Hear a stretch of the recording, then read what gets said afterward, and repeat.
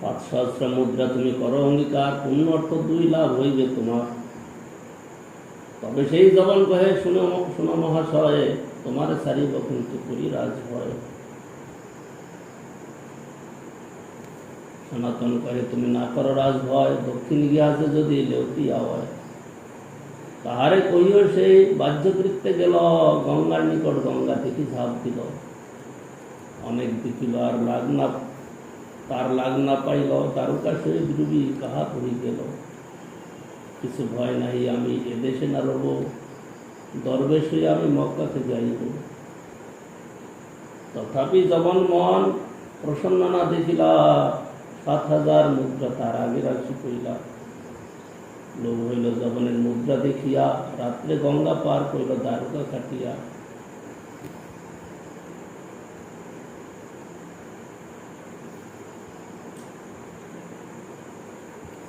গড়দার পথ ছাড়িলা নারে যাহা যাইতে, রাত্রি দিন চলিয়া পাত্রা পর্বতে। তথা এক ভৌমিক হয় তার ঠাই গেলা, পর্বত পার করো মা বিনতি করিলা। সেই ভূয়ার সঙ্গে হয় হাত গলিতা, ভূয়ার কানে কহে সেই জানিয়াই কথা। ইয়ার ঠাই সুবর্ণের অষ্টমোহর হয়, শুনে আনন্দিত ভূয়া সনাতনে কয়ে।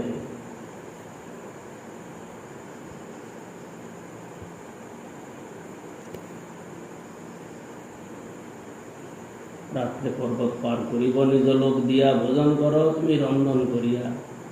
এতগুলি অন্ন দিল করিয়া সম্মান, সনাতনে আসি তবে কইল নদী স্নান। 2 উপবাসে কইলা রন্ধন ভোজনে, রাজমন্ত্রী সনাতন বিচারিলা মনে। এই ভূয়া কেন মরে সম্মান করিল।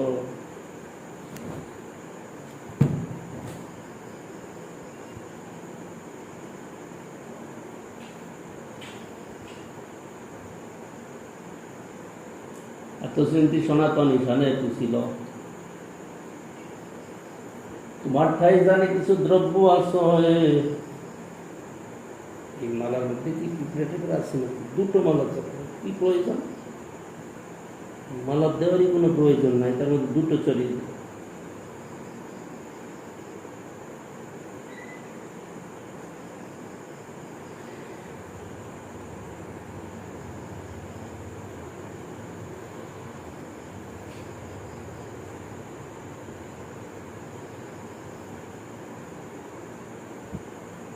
এই ভূয়া কেন বাড়ি সম্মান করিল, এত চিন্তি সনাতন ঈশানে পুছিল। তোমারটাই জানি কিছু আজ দ্রব্য আছ, ঈশান কহে মোট ঠাই 7 মোহর পায়। শুনি সনাতন তারে করিলা ভৎসন, সঙ্গে কেন আনিয়াছ এই কাল জম। তিনি মনে করলেন কাল জম। আর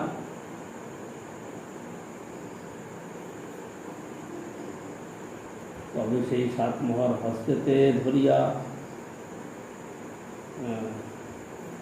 ভূয়ার কাছে যাইয়া কহে, মোহর ধরিয়া এই 7 সুবর্ণ মোহর আসিল আমার, ইয়া লইয়া ধর্ম তিথি পর্বত করো পার। রাজবন্দি আমি গড়দার যাইতে না পারি, পূর্ণ হবে পর্বত আমার, দেহ পার করি। ইতিহাসিক কহে, আমি জানিয়াছি পড়িলে, অষ্টমোহর হয় তোমার সেবক আসলে। তোমারই মোহর লইতাম আজিকার রাত্রে, ভালো কইলা তুমি, ছুটিলাম পাপ হইতে। সন্তুষ্ট হইলাম আমি, মোহর না লইব, পুণ্য লাগি পর্বত তোমার পার করি দিব। গোসাই কহে, কেহ দ্রব্য লইবে আমারি, আমার প্রাণ রক্ষা করো, দ্রব্য আমি করি। তবে ভূয়া গোসাইয়ের সঙ্গে 4 পাইক দিল, রাত্রে বন পথে পর্বত পার করিল।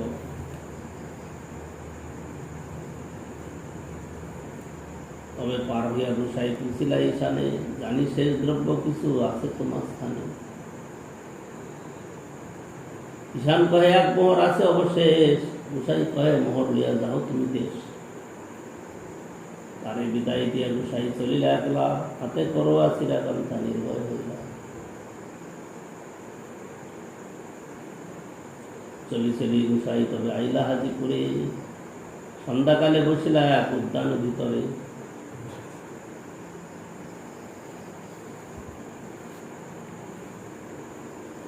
সেই হাজিপুরে রহে শ্রীকান্ত তার নাম, গোসাইয়ের ভগ্নিপতি করে রাজকাম। 3 লক্ষ মুদ্রা রাজা দিয়াছে তার স্থানে, ঘোড়া মূল্য লইয়া পাঠায় পাৎসার স্থানে। টুঙ্গি পরবশী সেই গোসাইরে দেখিল, রাত্রে একজন সঙ্গে গোসাই পাশ আইল। 2 জন মিলিত তা ইষ্ট গোষ্ঠী কইল, বন্দন মুখসন কথা গোসাই সকলই কইল। কে কহে দিন 2 রহ এই স্থানে, ভদ্র হও সার এই মলিন বসনে। গোসাই কহে এখন ইহা না রইব, গঙ্গা পার করি দাও এক্ষণে চলিব। যত্ন করিতে হয়ে 1 ঘট কম্বল দিল, গঙ্গা পার করি দিল, গোসাই চলিল। তবে বারাণসী গোসাই আইলা কতদিনে, শুনি আনন্দিত হইলা প্রভুর আগমনে।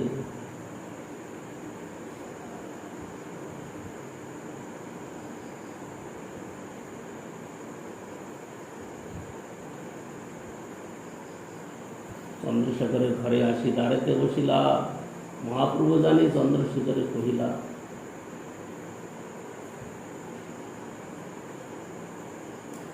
দ্বারে 1 বৈষ্ণব হয় বলা তারে, চন্দ্রশেখর দেখে বৈষ্ণব নাই তো দ্বারে। দ্বারেতে বৈষ্ণব নাই, প্রভুরে কহিল কেহ হয় করি প্রভু তাহারে পুছিল। কেহ কয় 1 দরবেশ আছে দ্বারে, তারে আনো প্রভুর বাক্যে কহিল তাহারে।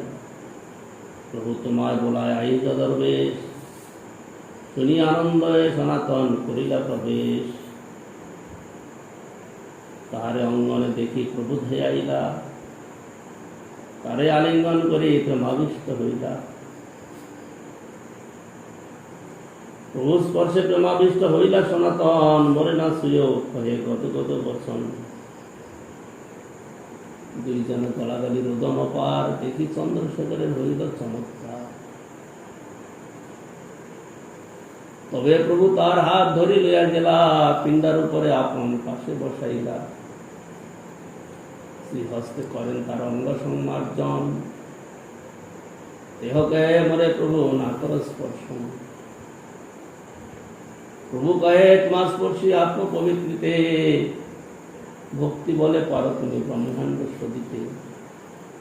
ভগবদ্গীতা ভাগবত তীর্থে পোতা স্বয়ং প্রভু, তীর্থে কুর্বন্তি তীর্থানে শান্তস্তম গদাবৃতা।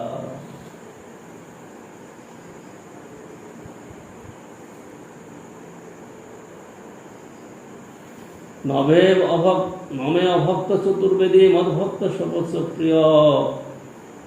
তস্মৈ দেয়ং পথগ্রাহ্যং সচপূজ্য যথার্থম। বিপ্রাদ্দিশ্বর গুণদূতা জনবিন্দ নাভ, পদরবিন্দ বিমুখা সপচং বরিষ্ঠম। মন্যে তদর্পিত মনোবচনে হিতার্থ, প্রাণং পুনাতি সকুল নত ভুরি মানব। তোমা দেখি তোমার স্পর্শে গাই তোমার গুণ, সর্বেন্দ্রিয় ফল এই শাস্ত্র নিরূপণ। অক্ষ্ণ ফলং তাদৃশ দর্শনং হি, তনফলং তাদৃশ গাত্র সঙ্গ। জীবা ফলং তাদৃশ কীর্তনং হি, সুদর্লভা ভাগবতা হি লোকে।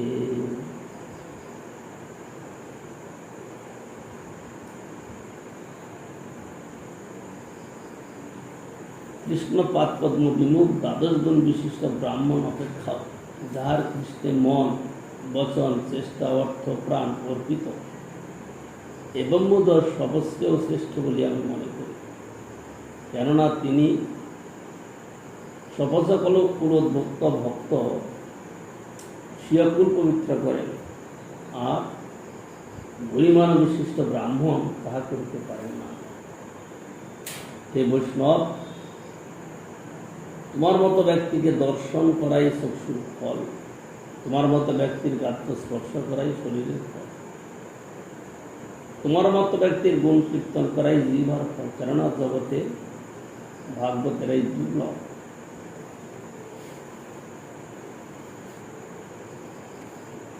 এত কই কহে প্রভু শোনো সনাতন, কৃষ্ণ বড় দয়াময় পতিত পাবন। মহারৌরব হইতে তোমা করিলা উদ্ধার, কৃপার সমুদ্র কৃষ্ণ গম্ভীর পাঠ। সনাতন কহে কৃষ্ণ আমি নাহি জানি, আমার উদ্ধারে তো তোমার কৃপা মানি। কেমনে ছুটিলা বলি প্রভু প্রশ্ন কইলা, আদ্যবন্ত সব কথা প্রহ শুনাইলা। প্রভু কহে তোমার দুই ভাই প্রয়াগে মিলিলা, রূপ অনুপম দুহে বৃন্দাবনে গেলা। তপন মিশ্রের আর চন্দ্রশেখরের প্রভু আজ্ঞায় সনাতন মিলিলা কোথারে। তপন মিশ্র তবে তারে কইলা নিমন্ত্রণ, প্রভু কয়ে কৌর রাহ যাহ সনাতন।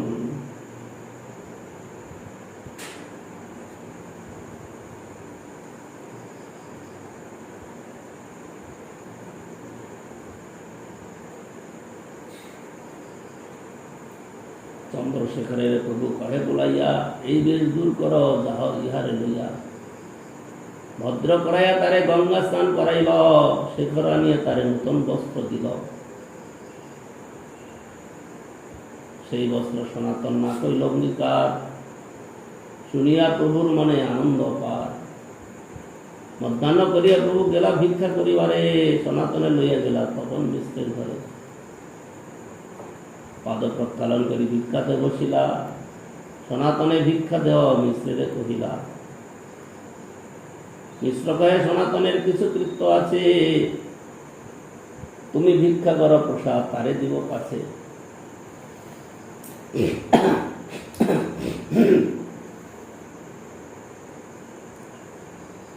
ভিক্ষা করে মহাপ্রভু বিশ্রাম করিল, মিশ্র প্রভুর শেষ পাত্র সনাতনে দিল।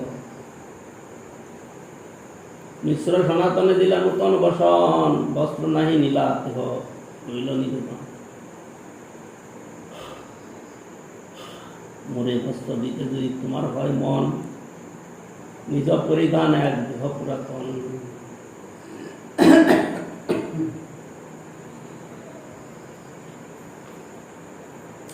তবে মিশ্র পুরাতন এক ধুতি দিল, দেহ দুই বহির্বাস কৌপিন করিল।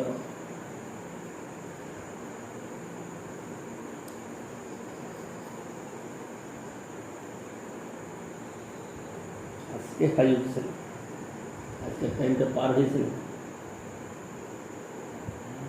আজকে হাই উঠো না একটা।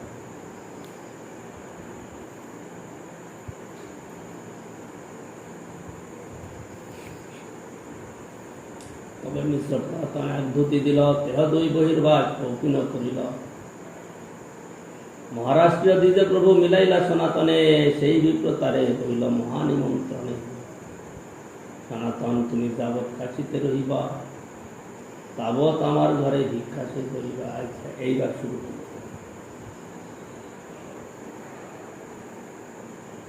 সনাতন কহে আমি মাদুকরি করিব, ব্রাহ্মণের ঘরে কেন একত্র ভিক্ষা লব।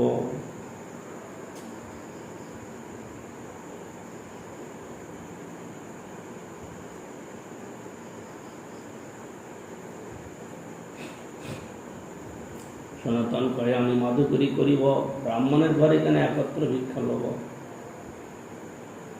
সনাতনের বৈরাগ্য প্রভুর আনন্দ পার, ফট কম্বল পানে প্রভু চাহে বারবার। সনাতন জানিল এই প্রভুরে না ভাই, ভোট ত্যাগ করিবারে চিন্তিল উপায়। এত চিন্তে গেল গঙ্গায় মধ্যাহ্ন করিতে, এক দৌড়িয়া কান্থা ধুইয়া দিয়াছে শুকাইতে।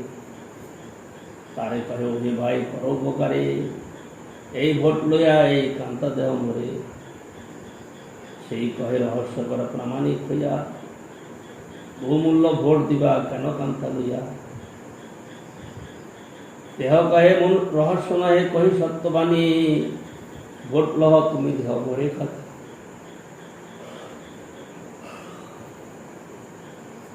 এত বলি কাঁথা লইল ভোট তারে দিয়া, গোসাইটাই আইলা কাঁথা গলে দিয়া।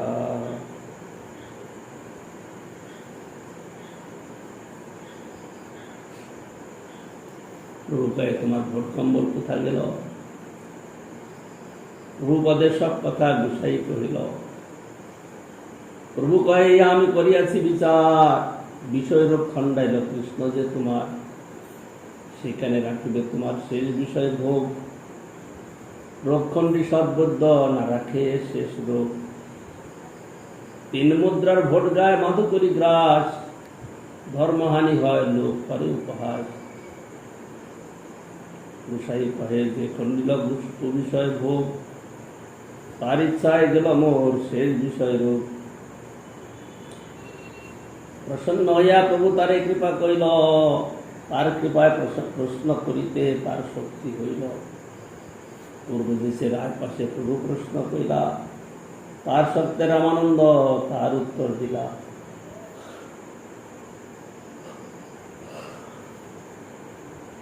ইহা প্রভুর শক্তি প্রশ্ন করে সনাতন, আপনে মহাপ্রভু করে তত্ত্ব নিরূপণ।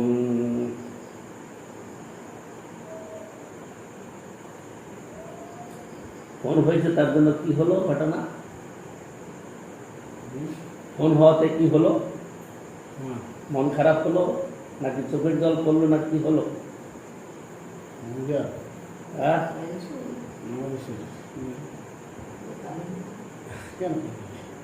কি হলো?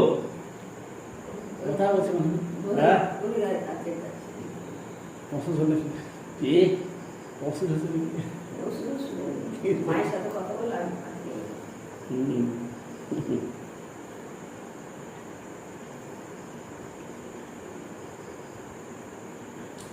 কৃষ্ণ স্বরূপ মাধুর্য ঐশ্বর্য ভক্তি রসাশ্রয়ম সত্যং সনাতন এষ কৃপয়া উপদিশ।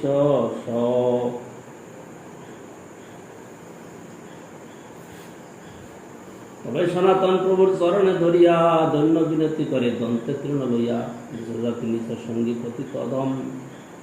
কুবিষয় তোকে করি কৌন জনম, আপনার হিতাহিত কিছুই না জানি। গ্রাম্য ব্যবহারে পণ্ডিত তাই সত্য মানি। কৃপা করি যদি ময় করিয়াছে উদ্ধার, আপন কৃপাতে কহ কর্তব্য আমার। কি আমি কেন আমায় যারে তাপত্রয়, ইহা নাই জানি কেমন হয়।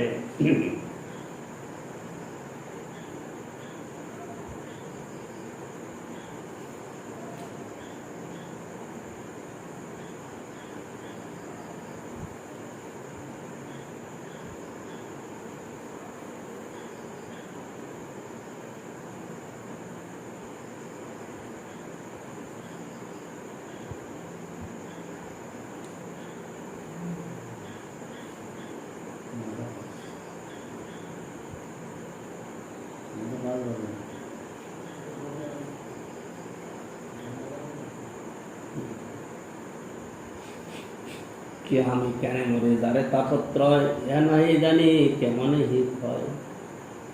সাধ্য সাধন তত্ত্ব বুঝি পুছিতে না জানি, কৃপা করি সব তত্ত্ব কহত আপনি।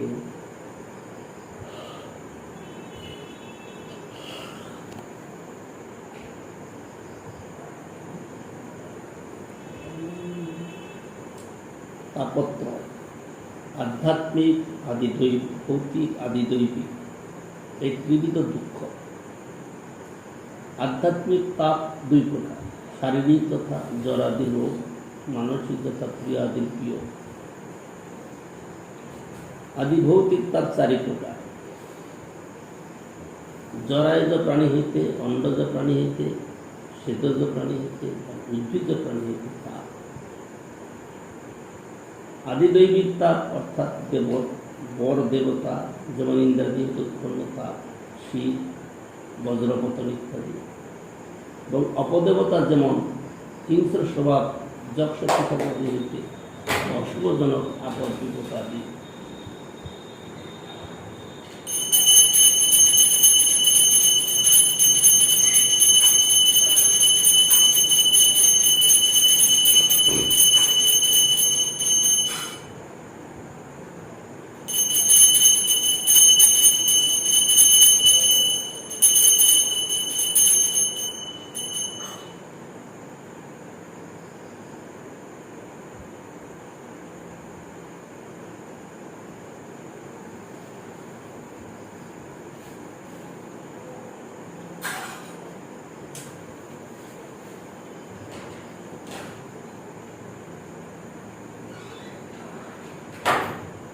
প্রভু কয়ে কৃষ্ণ কৃপা তোমাতে পূর্ণ হয়, সব তত্ত্ব জানো, তোমার নাই তাপত্রয়ে।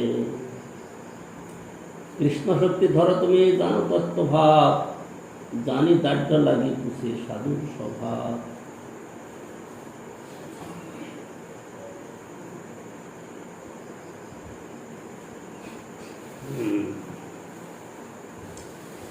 কৃষ্ণ শক্তি ধরো তুমি, জানো তত্ত্ব ভাব, জানে দাড্ড লাগি পুষে সাধুর স্বভাব। অচিরাদেব সর্বার্থ সিদ্ধ দিয়ে সামভূষিত, সদ্ধর্মস্ব অববোধায় দেশাং নির্বন্দিনী মতি। সদ্ধর্মের উদয় করাইবার জন্য যাহাদের ক্রীড়ামতি, তাহাদের শীঘ্রই অভিষিত সর্বার্থ সিদ্ধি হয়।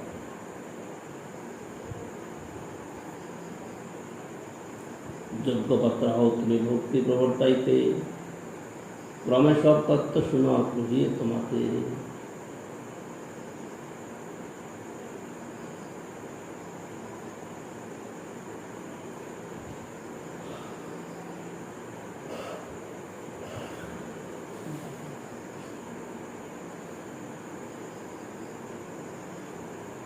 শুরু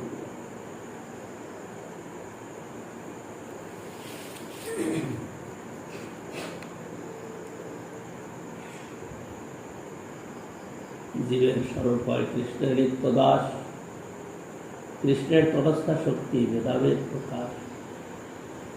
সূর্যাংশ কিরণ দইছে অগ্নি জ্বালা চয়, স্বাভাবিক কৃষ্ণের 3 প্রকার শক্তি হয়।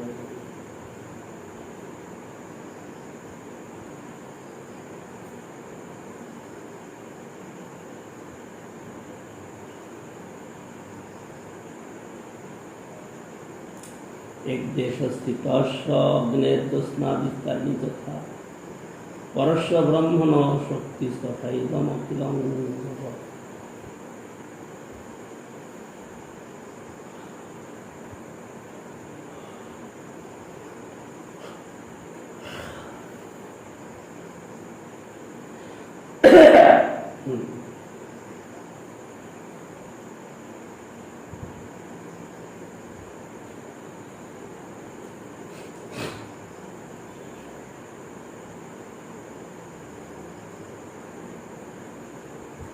কৃষ্ণের স্বাভাবিক 3 শক্তি পরিণতি, চিৎ শক্তি, জীব শক্তি আর মায়া শক্তি।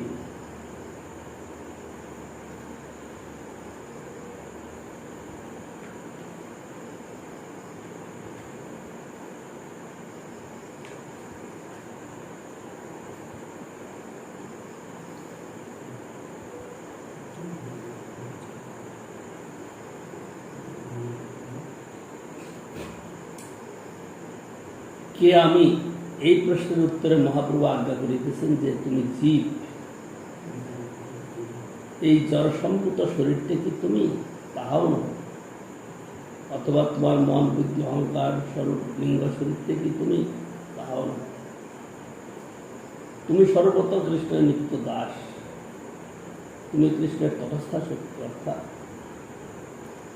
কৃষ্ণের চিৎ জগৎ ও মায়ের জগৎ, এই দুইয়ের মধ্যগত সীমা স্থিত হইয়া তোমার উভয় জগতের সম্বন্ধ থাকায় তুমি তটস্থা শক্তি।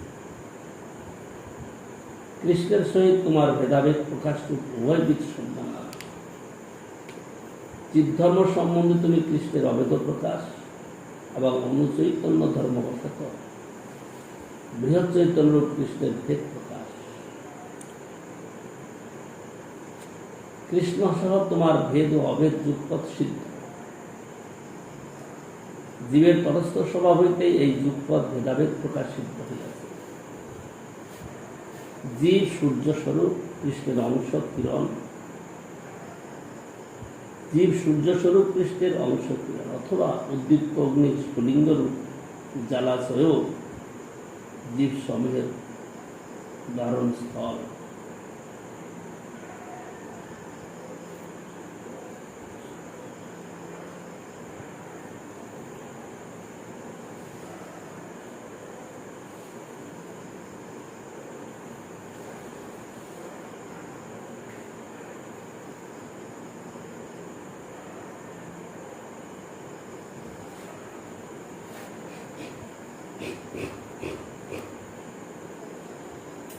বিষ্ণু শক্তি পরাভক্তা ক্ষেত্রব্যাখ্যা তথা ক্ষেত্রব্যাখ্যা তথা পরা অবিদ্যা কর্ম সংজ্ঞান না তৃতীয়া শক্তির সাথে শক্তয় সর্বভাবানাম অচিন্ত জ্ঞান গোচরা যত অত ব্রহ্মণস্তান্তু স্বর্গাদ্যা ভাব শক্তয় জয়া ক্ষেত্রজ্ঞ শক্তিশা বেষ্টিতা নৃপ সর্বগা সংসার তাপান অখিলান অপ্নতি অত্র সন্ততান।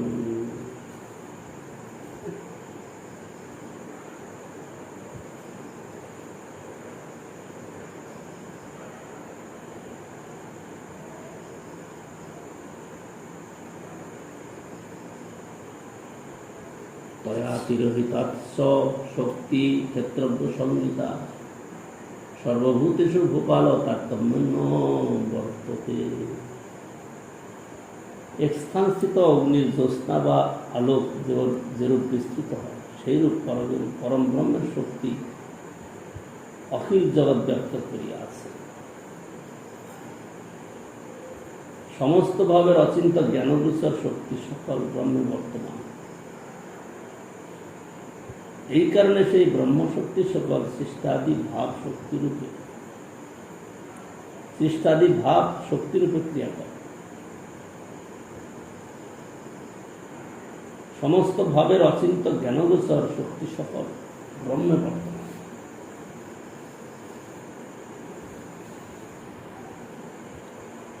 এই কারণে সেই ব্রহ্মশক্তি সকল সৃষ্টাদি ভাব শক্তিরূপে ক্রিয়া করে। হে তাপশ্রেষ্ঠ, অগ্নিদের উষ্ণতা ধর্ম স্বতঃসিদ্ধ, শক্তি সকল ব্রহ্মের সেরূপ স্বতঃসিদ্ধ ধর্ম। তোমরা এই কথাগুলো বোঝার চেষ্টা করছ? কিছু শুনলে বা কিছু বুঝলে?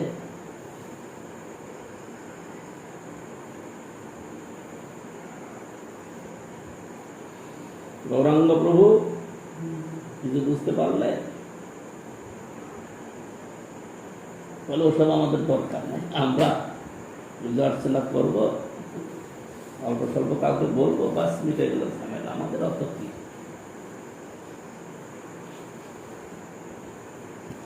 আপনারা তো বলেন যে বেশি বললে প্রতিষ্ঠা আসবে, লোকের প্রতিষ্ঠা, অত দরকার কি আমার? আপনাদের প্রতিষ্ঠা নেওয়ার দরকার আপনারই না, আমরা অত কথা বলতে পারবো না। প্রতিষ্ঠা আপনারা নেবেন তো নিয়ে নিন, সবই। আমরা বলতেও যাব না, আমরা দেখতেও যাব। সমস্ত ভাবের অচিন্ত জ্ঞানগোচর শক্তি সকল ব্রহ্মে বর্তমান। ব্রহ্মের সংজ্ঞা কি দিয়েছেন শাস্ত্র? শুনেছ? মনে আছে কিছু? ব্রহ্মের সংজ্ঞা কি দিয়েছে মনে আছে? বলতে পারবে? ও তো বলে কেউ মারা গেছে, কোনেতে বিচার করছে।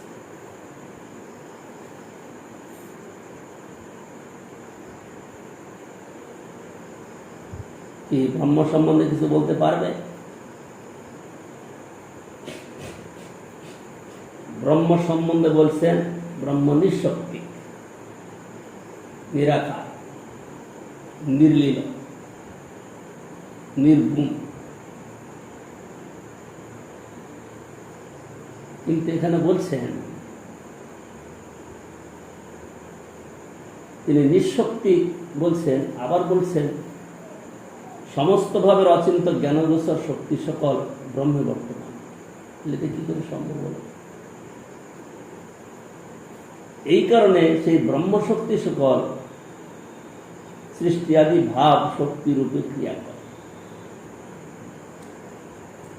হে তাপস শ্রেষ্ঠ,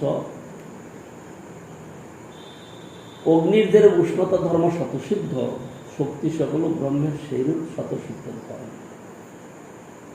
একদিকে বলছেন তিনি নিঃশক্তি, আবার বলছেন তার অনেক শক্তি, তিনি ত্রিশক্তি দৃঢ়। একদিকে যোগমায়া, একদিকে মহামায়া, একদিকে তটস্থ। জীব। আবার বলছেন সচ্চিদানন্দ, সন্দিনী সম্বিত লাদিনী, এই সমস্তের তিনি অধিকার। এটা কি করে সম্ভব হল? ব্রহ্ম হইল নিরাকার, তার আকার নাই, তিনি নির্লীলা, তিনি কোনো লীলাও করেন, তিনি নিঃশক্তি, তিনি নির্গুণ। এত কিছু উদাহরণ দেওয়ার পরেও বলছেন সে ব্রহ্মেরই সমস্ত শক্তি বর্তমান। তাহলে ব্রহ্মের স্বরূপ নির্ণয় করতে গিয়ে আরেক শাস্ত্র বলছেন ভাগবতে, বদন্তি তত্ত্ববিদস্তত্ত্বং যজ্ঞানমন্তয়ম ব্রহ্মেতি পরমাত্মেতি ভগবানেতি সত্য।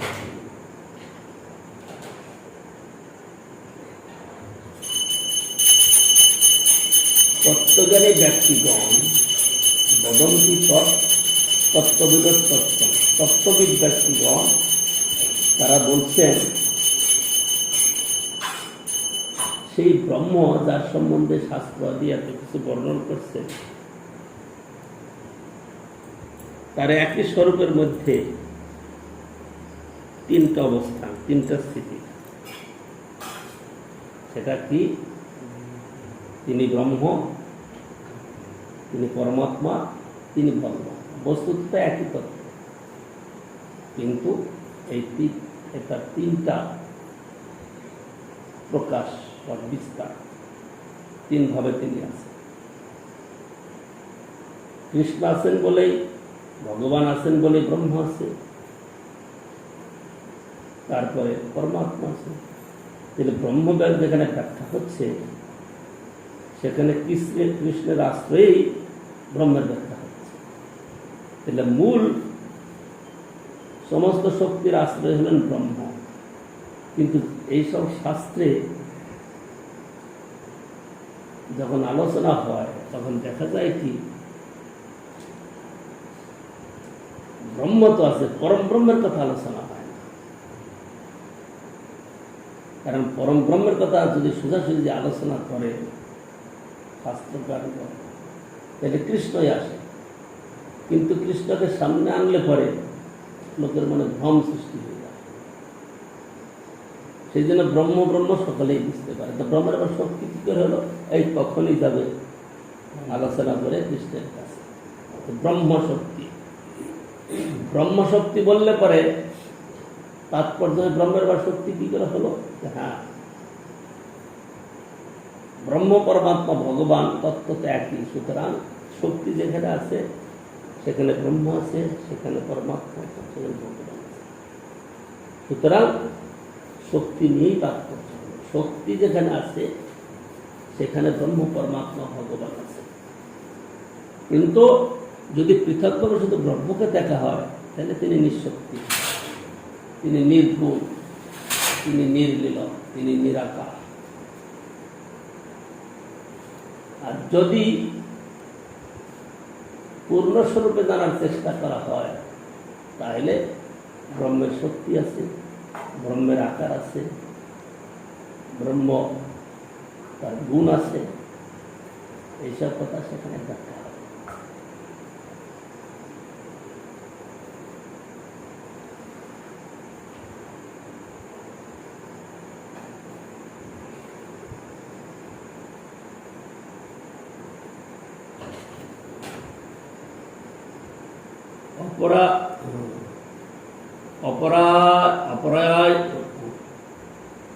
অপরায়ম ইতস্ত্বন্নাং প্রকৃতিং বিদ্ধিমে পরাম জীবভূতাং মহাপহ জয়েদং ধার্য সুতরাং। গীতায় বলছেন কৃষ্ণ, তিনি তিন শক্তির কথা বলছেন। অপরায়ম ইতস্ত্বন্নাং প্রকৃতিং বিদ্ধিমে পরাম জীবভূতাং মহাবাহ জয় এবং ধার্য। একটা অপরা, এই অপরা শক্তির কথা বলছে, আর একটা জীবশক্তির কথা বলছে, আর একটা পরাশক্তির কথা বলছে। অপরা আর পরা আর জীব শক্তি, এই তিন শক্তির কথা গীতাতে বলছেন। অপরায় অমিত স্বর্ণাং প্রকৃতি বিদ্ধিম পরাম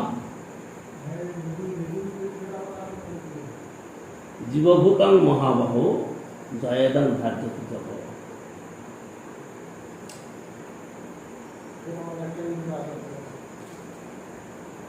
একটা মায়া শক্তি, একটা পরাশক্তি, আর একটা জীব শক্তি, যার দ্বারা এই সমস্ত জগৎ বিস্তৃত হয়ে আছে। জীব শক্তি দ্বারা কৃষ্ণ বলি সেই জীব অনাদি বহির্ভূত, অতএব মায়া তারে দেয় সংসার ভূত। এখানে কথাটা আনছেন কৃষ্ণের সঙ্গে বা ভগবানের সঙ্গে, ব্রহ্মের সঙ্গে জীবের নিত্য সম্বন্ধ। কারণ ভগবানেরই শক্তি, ব্রহ্মেরই শক্তি তিনটা, সেই শক্তিরই যখন বিকাশ বা বিস্তার, তাহলে সেখানে তার থেকে আলাদা করে দেখা যায় না। যখন আলাদা করে দেখা যাচ্ছে না, তাহলে তার সঙ্গে নিত্য সম্বন্ধ। কিন্তু জীবের এমন জায়গায় অবস্থান, সে কৃষ্ণকে ভুলে যেতে পারে, আবার কিছুদিন পরে কৃষ্ণকে মনেও করতে পারে। এক সময় ভুলেও যেতে পারে, আবার এক সময় মনেও করতে পারে। এমন একটা স্থানে রয়েছে। ভুলে গিয়ে কি করবে? মায়া শক্তির কাছে যাবে, মায়াকে ভোগ করবে, ব্রহ্মাণ্ডে ভোগ করবে। আবার যখন দেখবে যে না, কৃষ্ণকে মনে পড়ে গেল, আবার কৃষ্ণর মুক্তি হয়ে তার কাছে যাবে। এমন একটা অবস্থায় আছে।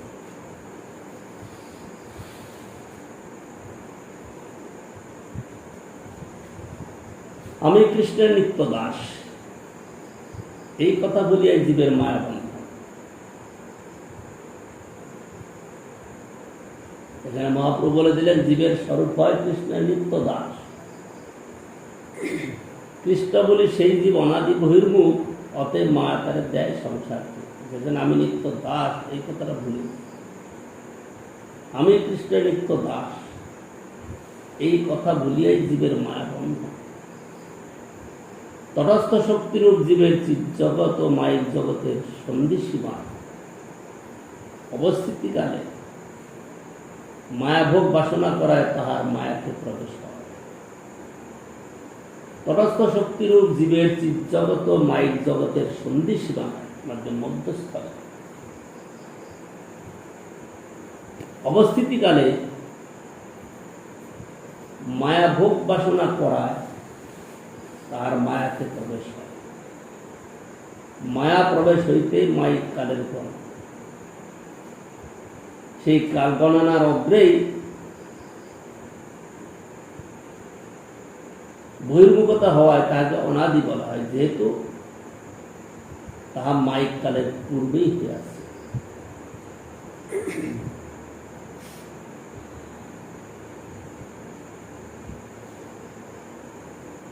কবু স্বর্গে উঠায়, কবু নরকে ডুবায়, দণ্ডজনে রাজা যেন নদীতে চুবায়।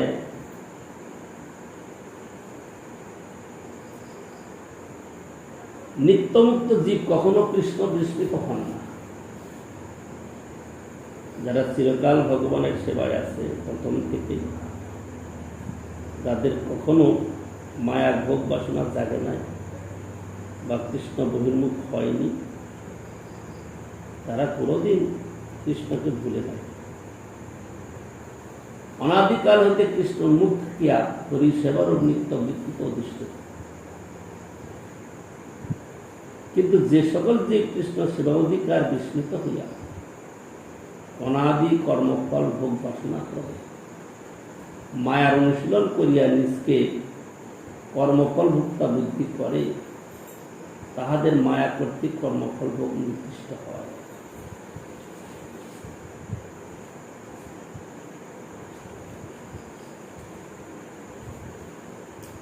কিন্তু যে সকল জীব কৃষ্ণ সেবা অধিকার বিস্মৃত হয়,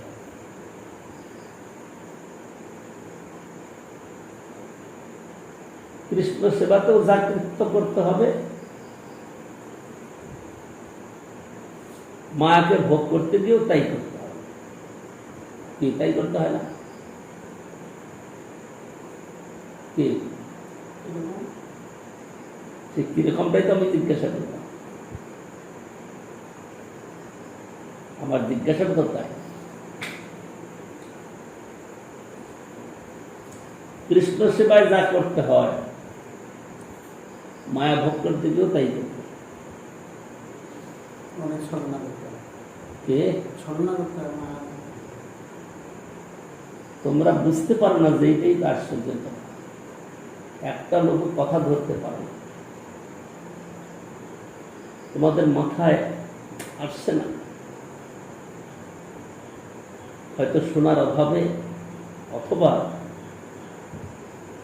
কৃষ্ণ সেবায় সরল, মায়া সেবা করতে গেলে তাহলে ছলনা করতে হবে। কথাটা বুঝতে পারছো না কেন? আমরা সারাদিন উঠে ঘুমের থেকে যা কিছু করছি তো কৃষ্ণ সেবার জন্য করছি। যদি কৃষ্ণ সেবাটুকু বাদ দিই তাদের সমস্তই তো আমার জন্য করতে হতো। হ্যাঁ, আমরা সবকিছু করতাম না, শুধু একটা জিনিস বাদ দিত, যে ঠাকুরকে ভোগ লাগানো, আর সবই তো আমরা করতাম। কে তাই না? কি কি বুঝলে? মানে কৃষ্ণকে বাদ দিয়ে সব কিছু করা, মানে খালি ভগবানের ভোগটা বাদে সব কিছু করা, মায়া ভোগ করতে গেলে। কথার অর্থই বুঝতে মাথায় ঢোকে না তোমাদের, এই হলো অসুবিধা। ওই ওই এখানে কি বলে, প্রণবের কথাটাই কাজে আসে, কথা কানে ঢুকে না। আমরা যা কিছু করছি সারাদিন ভগবানের জন্য। কি কোথাও থেকে ভগবানের জন্য করছি? কোনটাই ভগবানের জন্য করছি বুঝিয়ে দাও তো আমাকে। ভগবানের সেবা পূজা, নাম হরিনাম সব কিছু ভগবানের জন্য।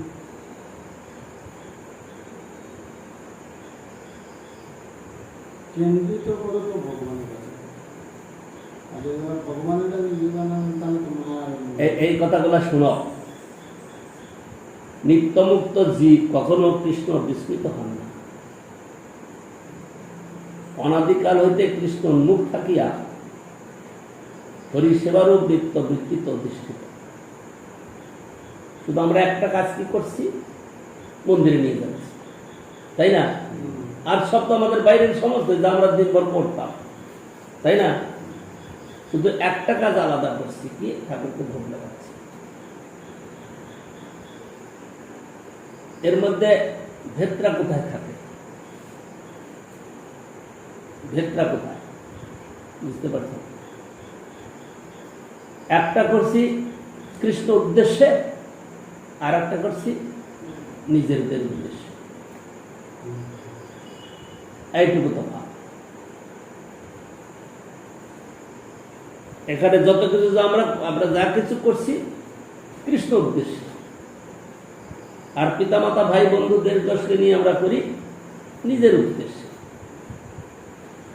কিন্তু যে সকল জীব কৃষ্ণ সেবা অধিকার বিস্মৃত হইয়া, মানে এইটুকু বাদ দিয়ে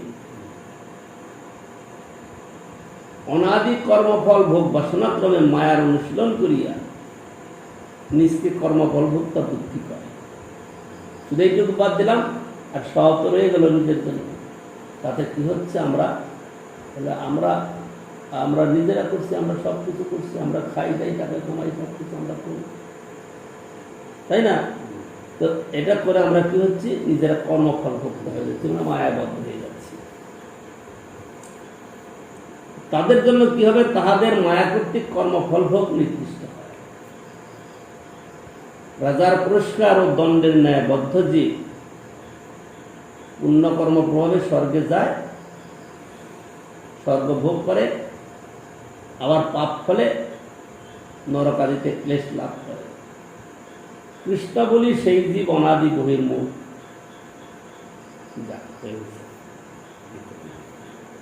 কৃষ্ণ ভোলার কথাটা আসলো কেন? কেননা জীব তো নিত্য দাস, সেখানে তো ভোলার কথা না। যখনই ভুলে গেল তখনই মায়া করে দেয় সংসার ভূত। এই কথাটা মহাপ্রভু বোঝাতে যাচ্ছে।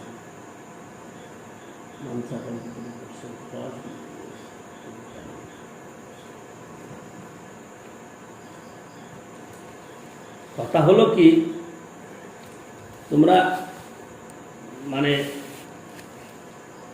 হয়তো পূর্ব অনুসারেই হবে, বুঝতে হবে এইসব বিষয় তোমাদের ধরার চেষ্টা হয় না। ওই অমল আসছিল, অর্ধেক কথা ধরতে পারে না, বুঝলাম। যতই করি কথা বলো, লোকের কাছে গিয়ে যা কিছু করছে, অর্ধেক কথা বুঝতে পারে না। পরে পরে বুঝতে হবে না তো, কথার ভাবটা দেখে বুঝতে হবে। পরে পরে শুনে শুনে কত বুঝবো, কথার ভাবটা ধরে বুঝতে হবে। যদি তা না বোঝা যায়, তাহলে বুঝতে হবে কি ব্যতিক্রম আছে, মানে ভাবের ঘরে চুরি আছে, ওই কানে ঢুকে না কথা। হরিকথা হলেও, বুঝাতে গেলেও কানে ঢুকে না, এই হলো তাৎপর্য। কোনো কথা বললে তো মাথায় চিন্তা করবে যেই কথাটা কি অর্থ বেরোতে পারে, কিন্তু আমাদের সে চিন্তাটা আসে না, সে চিন্তাটা আমাদের মাথায় আসে না। এই হলো আসলে এই অমল। আমি তো এতদিন জানতাম না, এই কয়েকদিন ওর সে হরি কথা বলে কথার মধ্যে বুঝতে পারলাম যে কিছুই বুঝে না। সে চৈতন্য ভাগবত পাঠ করছে, চৈতন্য ভাগবতের কোনো লাইনের অর্থ সে বুঝে না, তাহলে লোককে কি বুঝাবে? সে তো এখন বড় ই হয়ে গেছে, গুরু হওয়ার জন্য। কোনো খবর টবর আসে ওর? সেই চৈতন্য ভাগবতের অর্ধেক কথা বুঝে না, লাইনের অর্থই বুঝে না। আমি তো মাঝে মাঝে শুনতাম, সে দেখি যে ওকে প্রশ্ন করতাম, কথার অর্থ বুঝতেই পারছে না।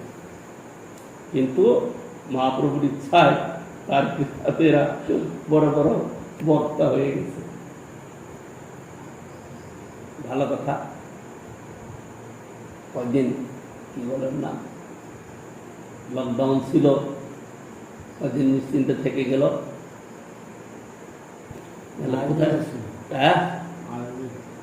নাহলে কোথায় থাকতো, কি করতো তার ঠিক নাই। একসঙ্গে বেশি দিন এক জায়গায় থাকা তো সম্ভব নয় সাধুদের। হ্যাঁ, সেই তো।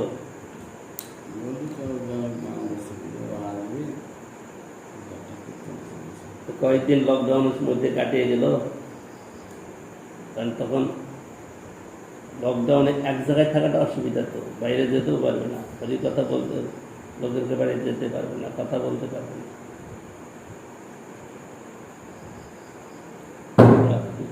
কৃষ্ণ হরে কৃষ্ণ